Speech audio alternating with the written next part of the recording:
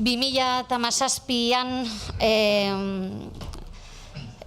aurkeztutako tesia da nirea, Mikelek eman du izenburua, baina hortxe jartzen dizuet, itzulpengintzaren errepresentazioak euskal literatura garaikidean. Itzulpengintzaren irudia, gizartean itzulpenak duen irudia aztertzea izan zen nire helburua tesian, bai? Nire ekarpen edo berritasuna izan zen, edo da, itzulpen ikasketa soziologikoen markoan kokatu nuela ikerketa, ezta? Eta Bourdieu soziologoaren unibertsoa edo eskema kontzeptuala baliatu nuela, gaur egungo literatur itzulpena deskribatzeko, definitzeko eta kokatzeko, bai?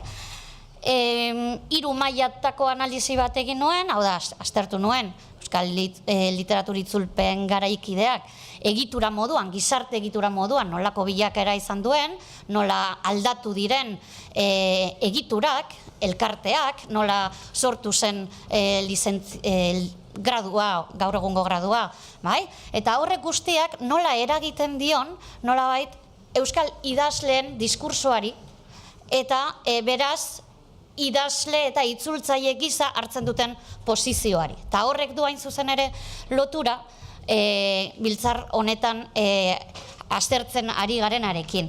Hain zuzen ere, Arkotxa irakaslearen asmoa zen, edo biltzar honetan idazlearen tailerrean gertatzen den mundu aberatsa hori aztertzea, ezta? Eta nire ikerketa maila horietatik saiatuko naiz aletzen, tailer horretako ze elementu nabarmendu daitezkean. Literatur historiografia garaikideak aztertu nituen baita ere ikusteko, zer nola irudikatzen duten literatur historiagileek itzulpena, eta aztertu nituen baita ere 11 fikzio lan nun itzultzaileak agertzen diren, itzultzaileak eta interpreteak agertzen diren personaia moduan. Eta hori da baita ere euskal itzulpengintza garaikidearen errepresentazio bat. Nola ikusten dugu egitura hori gizartean, hala islatzen dugu fikzioan ere bai, eta eraberean horrek elikatzen du gizartean itzultzaileak eta idazleak daukan irudia, eta bar, eta bar. Orduan, aletu ditzadan, nola islatzen den 3 mailetako analizi hortatik idazketa lantegi hori, ezta? 11 idazle itzultzaileri galdeketa bat egin nien, nolabait euren itzulpen ohiture habitusari lotuta, Bourdieuren etiketekin erabilita, ezta? Orduan, galdetu nien euren itzulpen ohiturez, ez bakarrik itzultzeko ohiturez, bada itzulpenak irakurtzeko ohiturez, eta bar, eta bar. Oso gertuko errealitatea da itzulpena euskal idazleentzat, euskal idazle garaikientzat, baina hori izan da nire ikerreremua. Itzulpenak egin dituzte, bai eurenak autoitzuli dute, baina besteren lanak ere itzuli izan dituzte. Aitortzen dutenez, oso modu ezberdinean egiten dute itzulpen prozesua, testua eurena denean, edo testua eurena ez denean. Hala ere, zenbait idazlek, kanok kasu, aitortzen zidan, gero eta itzultzaileagoa dela. Lotura izan dezake honek, atzo aipatzen zen oharrak egiteko joera horrekin. Bere azken liburuaren itzulpenean oharrak sartzearekin. Gero eta itzultzaileagoa da, bere testuak ematen dituenean ere. Batzuk itzultzaile dira profezioz, idazle batzuk itzultzaile dira profezioz, bizibidez, nolabait, idazle izateak ematen ez dien ekarpen ekonomikoa egiten die itzulpenak. Atzo ere hontaz hitz egin zen, eta hori ere bada auto-itzulpenak egiteko edo ez egiteko autu bat, faktore ekonomikoa. Batzutan auto-itzuli izan dute euren burua euskal idazleek bat, itzultzaile bat ordaintzeko dirurik etzegolako, eta beraz nahiago izan dute haiek egin, eta beste batzuetan diru atzegolata itzuli izan dute, hain zuzen ere, bersio originalaren gandik jasoko ez lituzketen diru sariak jaso alizateko. Beraz, nolabait, itzulpena izan da zenbait idazleren kasuan, baita diru sari edo diru iturri bat, bai? Hau komentatzen dut, atzo ere aterazelako gaia. Ariketa gisa itzuli izan dute askotan euskal idazle garaikideak, entzegu gisa, bai? Hizkuntza baliabideak garatzeko dio adibidez Itxaro Bordak, bai? Eta hildo honetan Andu Lertzundik sarri egin du itzulpenaren gorazarre, ezta? Nolabait hizkuntza aberasteko eta zorrosteko tresna den heinean. Hizkuntza aberasteko eta zorrosteko darabilte egileek eta Kirmen Uribe kasurako aitortzen zegoen bere idazmahaian literatura unibertsaleko euskal itzulpen batzuk dauzkala beti hizkuntzaren aldetik konsultatu ahal izateko, bai? Beraz, hemen idazleen lantegia.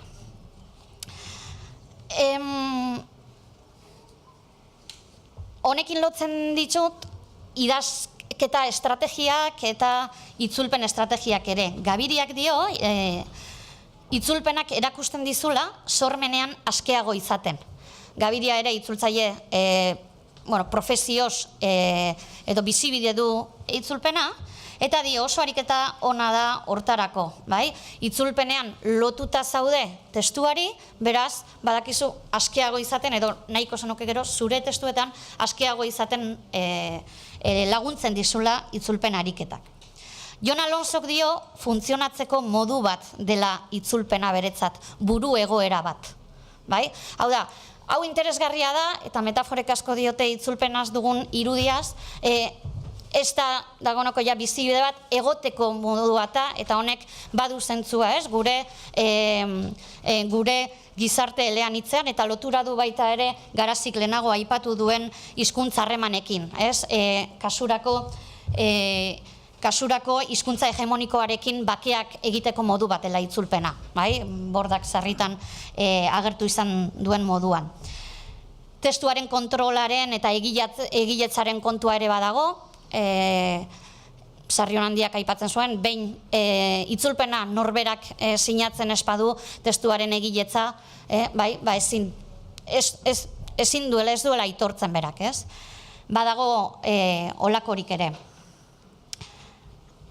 Autu politikoak aipatu genituen atzo eta gaur ere, kasu batzuetan idazle batzuk erabakitzen dute ez itzultzea, autu bata, beste kasu batzuetan berariaz eskatu dute, ez nire testua, ez dut neuk itzuliko, itzultzaile profesional batek itzul dezala, euskarare egon dadin beste hizkuntza batzuen pare, bai? Kirmen Uribek aitortzen zidan halako negoziazio bat izan zuela Madrilen hain zuzen ere. Eta itzulpena sormenerako tresna ere bada idazle askorentzat, edo behin idazle batzuentzat, kasurako Aurelia Arkotza idazleentzat, bai? Oinarrizko prozedura da literatura sorkuntzan, dio, bai? Kasu hortan, eta metafora bat baliatuko dut, itzulpena ez da zubi bat, itzulpena da bide bat, bai? Itzulpena da literatur geografia bat, literatur mapa bat, bere kasuan, bai? Orduan, hemen ikusten duzue, askotariko egoerak dauzkagula eta askotariko harremanak itzulpenarekin eta hizkuntzekin. Historiografietatik hainbat eta hainbat ideia ateratzen dira itzulpenari buruzko ideiak, ezta? Horisek trataera bera ematen zien itzulpen zein jatorrizko testuei, eta horrek asko esaten digu bere itzulpena eta jatorrizko testua ikusteko eta interpretatzeko moduaz.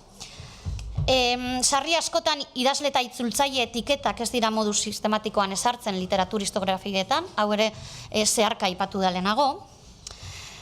Villasanteren historian kasurako Olabideren itzulpena sari dela oso ideia interesgarri edo polit bat ateratzen da, dio, itzultzaileak errazago du formari erraparatzen, ez duelako testua sortzen baliatu beharreko indarrik xautu behar. Eta horregatik, formaren aldetik, askoz landuagoak dira itzultzaien testuak, ez? Holako ideiak agertzen zaizkigu historiografietan. Juaristik dio, poesia poetek itzuli behar dutela, eta hau lehenago ere aipatu da. Halako ideiak erausten dira literatur historiografiak itzulpen gintzaren betaurrekoekin aztertzen ditugunean. Aldekoak eragin literarioak aipatzen ditu, kasurako nola idazle batek itzuli edo irakurri dituen obretako eraginak nola ikusten diren euren testuetan. Eta bukatzeko, zer atera daiteke edo nola islatzen da idazketa lantegia itzultzaileak protagonista dituzten eleberri eta ipuinetan, eta hainbat topatzen nituen, espero baino gehiago. Batzuetan jolasean ari da idazlea bere lantegian. Aiora Jakak ondo eta maizuki azaldu zuen moduan, Sarriona Indiak jolas egiten du gurekin, irakurlearekin, eta fikziozko itzultzaileak, sasi itzultzaileak eta sasi itzulpenak txertatzen ditu bere testuetan. Hau da, itzulpen moduan ematen dizkigu batzuetan sormen testuak, eta bar.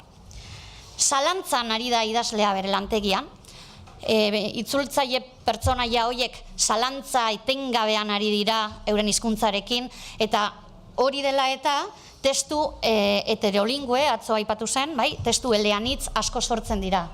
Nola esango nuke hau, nola idatzi behar da hau, eta hiztegira jotzen dute askotan kasurako Jose Agustin Navarrietaren Manu Militarin etengabea dira personaiak hiztegietara jotzen, hizkuntza batetik besterako saltoan, Martutenen ere sarri ikusten da estrategia hori, eta testuan bertan agertzen da. Beraz, itzulpen prozesu hori irudikatu egiten da fikziozko testuetan ere bai. Eta bukatzeko,